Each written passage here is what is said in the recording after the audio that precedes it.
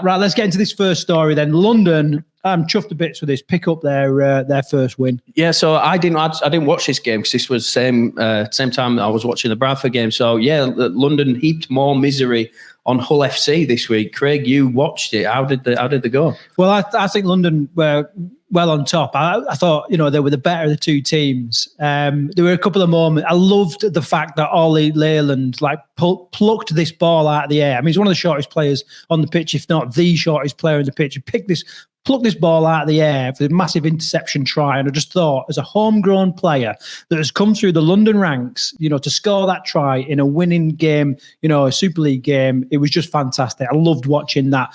But I thought they were really resilient. I thought there was lots of cohesion. We know that London can throw some players together and they can catch people on the flanks, and they just did lots of that. A little bit sad for Hull. Hull's demise, it's not something I'm enjoying at the minute, but the only way is up for them. I really enjoyed the game. I enjoyed that game much more than some of the other more established Super League teams that were playing that weekend. It was just great to watch. Because there was a story always developing there, wasn't there? And as we know, we love stories. So yeah, what was Hull's attitude like on the gate? Did they go out? Did they look like they were going out for the win, or were they defeated very easily? I had Hull down to win, right? I thought because I backed London. Yeah, you backed London. Yeah. You fucking anyway. Less said about that, the better. I thought I saw promise in London last week, right? I thought, you know what, they've done all right. They were playing Warrington, weren't they? And they didn't get absolutely hammered by Warrington.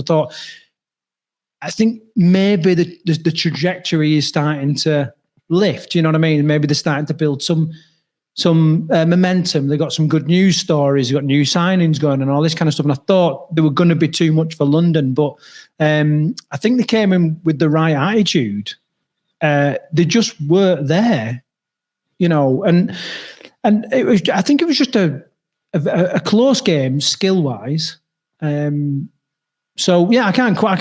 Hull didn't throw in the towel or seem to turn up and think, oh, this is going to be an easy win and all that kind of stuff. It was a very contested game. Yeah. I just hope Hull can kind of pick it up and crack on. Yeah, and interestingly, Mike Eccles' press conference after the game has been picked up by a lot of people this week. He hasn't really spoke out, has he, about London's situation. And I tell you why, because he's a class act. Yeah, he is a class act. He is a class act. And so are London. London are a class act. Because, you watch the stuff they turn out on social media, it's all good quality, it's well edited, and well put together. Some great stories, good qualities. None of this sometimes you see the club's press conferences and it's shit quality, the sound shit. I don't know what's going on with that, the composition of the video that's put together. London's is always crisp, good sound, well put together. And Mike Eccles always speaks well. And he's kept his mouth shut. They're in my opinion, I think lots of other opinions, people will share this opinion. They've got fed like a massive shit sandwich, at the start of the year. Yeah. And they just sort of took it on the chin and went, you know what, let's just do all our talking on the pitch. And all right, this is only their first win of the season. But, and now perhaps they're starting to have been, people are sort of saying, well, maybe it wouldn't be a foregone conclude. But I think lots of people think they'll bounce up and then bounce straight back down. But there is class in London. You know what I mean? And they wasn't given the opportunity to buy decent players and all that. But, go on. Yeah, it's opened the IMG debate again, hasn't it? Yeah, this is what I'm saying. It's not a foregone conclusion that London would just bounce back down. No. So yeah, it's now he feels compelled to talk about it. Yeah, it's sort of mentioned in his press conference that London got promoted last year. They didn't have a single Northerner in that squad. It was 70%. All homegrown players with a few sprinkling of overseas players. Yeah, yeah, and essentially they're not got a chance to stay in Super League because the catchment area that they've been given, even though they're the only professional club in London, London isn't their catchment area. It's narrowed right down to like Richmond or whatever borough that they're in. Yeah, it's terrible. I mean, it's a handicap. It's a massive handicap for that aspect of the IMG. Don't get me wrong; they might be missing out on other aspects of the grading, you know, different categories and what have you. But that they should be like top points. Yeah. You know, you can't be in one of the most densely populated areas in the UK and get the score that they got. It's massive handicap. I don't agree with it. No, I think I probably agree with you there. Although I do still believe in what IMG are doing and everything else and how they're trying to raise the standards. You only got to look around some of the Super League grounds this year. Castleford have started putting seats in. I was at Odsall this week. They've got a big screen all of a sudden. I've seen it. Yeah. I've seen it. So there's a lot of it's doing a lot of good. Social media is having a massive impact. I think clubs have really raised the game. So I do still believe in what the IMG grading is, but on that particular aspect with London, it feels wrong.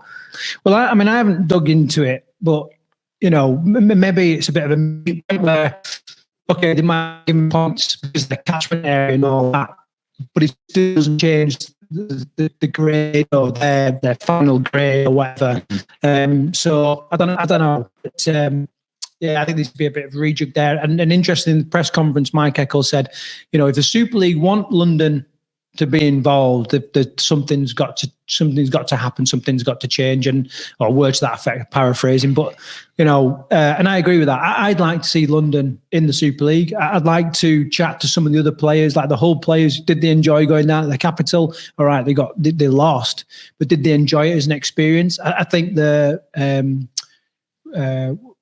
what's it called? The bloody the pitch. Fucking Pride. No, not Pride. Hey, what? What's it called? The ground.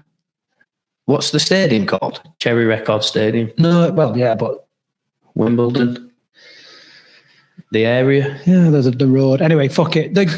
I think the ground is different to a lot of other grounds. You know what I mean? I think it's a great stadium. The pitch is immaculate, you know, and I'm sure it's a mega. I mean, when we went down there and had that evening down there, apart from the fact it was like Baltic, yeah, you know, it was an amazing experience, and I'm pretty sure that the away players and teams have enjoyed it as well, you know. So similar to when they went to Toronto. It is a great experience for any northerner going to the capital. Yeah. It's like going to a foreign country, isn't it? Well, it is a foreign country. That's why. It goes miles away. You know, it's you're into the realms of the south. Yeah. You know, so